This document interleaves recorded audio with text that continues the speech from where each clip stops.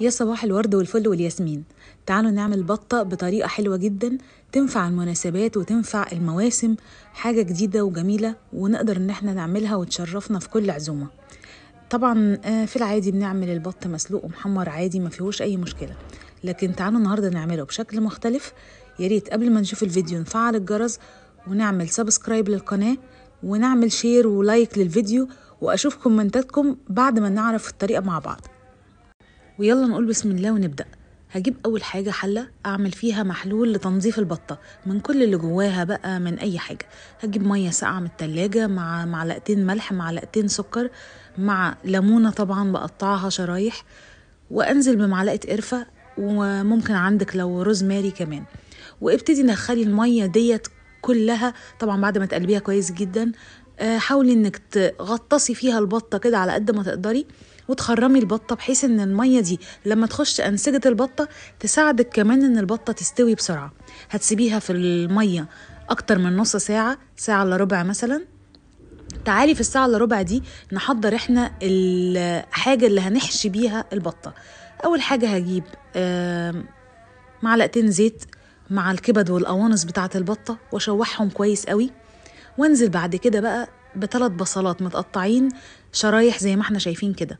انا مش هسوي البصل، انا هشوحه بس حاجة بسيطة جوه الكبد والقوانص، وانزل عليهم بنص معلقة قرفة كمان ونص معلقة فلفل اسود. وهبتدي ان انا بقى ايه بعد ما شوحتهم كده، طبعا الكبد والقوانص تكون دخلت في السوا، ابتدي ان انا احشي بيهم البطة في كل حاجة داخل البطة، من بين الجلد والعظم، ما بين اللحمة عند الوراك. ابتدي ان انا احشي كل البطة زي ما انتوا شايفين كده. وطبعا تقفليها بالطريقة اللي تعجبك. عايزة تقفليها بالخلة اللي هي الستيكس الخشب، عايزة تقفليها زي ما انا عملت كده تخيطيها بفتلة وتبقى بالمنظر ده محكمة، طبعا تبقي قافلها كويس جدا.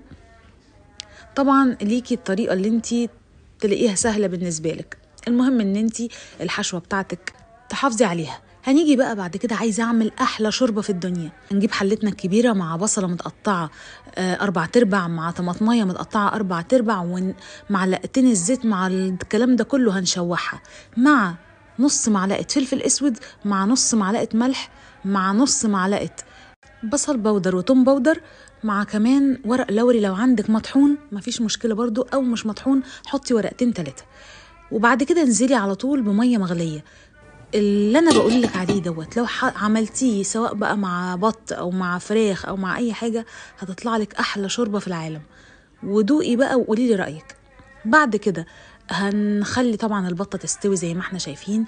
جبت السكينة وحاولت ان انا اشرحها وهي في اثناء السلق، وبعد السلق برضو عملت زي خطوط كده يعني بالطول وبالعرض متقاطعين مع بعض، يدوا برضو شكل حلو مع التحمير. هاجي بعد كده هعمل خليط حلو قوي. هجيب معلقتين كاتشب، مع معلقة زيت، معلقة سمنة بلدي، مع ربع معلقة فلفل اسود، ربع معلقة قرفة، وقلب ده كله مع بعضه. زي ما انت شايفة كده بتخلي الخليط كله متجانس مع بعضه. عايزة القرفة تاخد من طعم الفلفل الاسود، تاخد من طعم السمنة البلدي مع الكاتشب، كل دوت حلو جدا.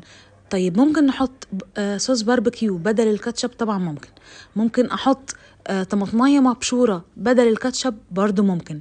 بس اللي انا بقولك عليه ده هو اللي هيطلع لك احلى بطة مشوية بريحة حلوة جدا.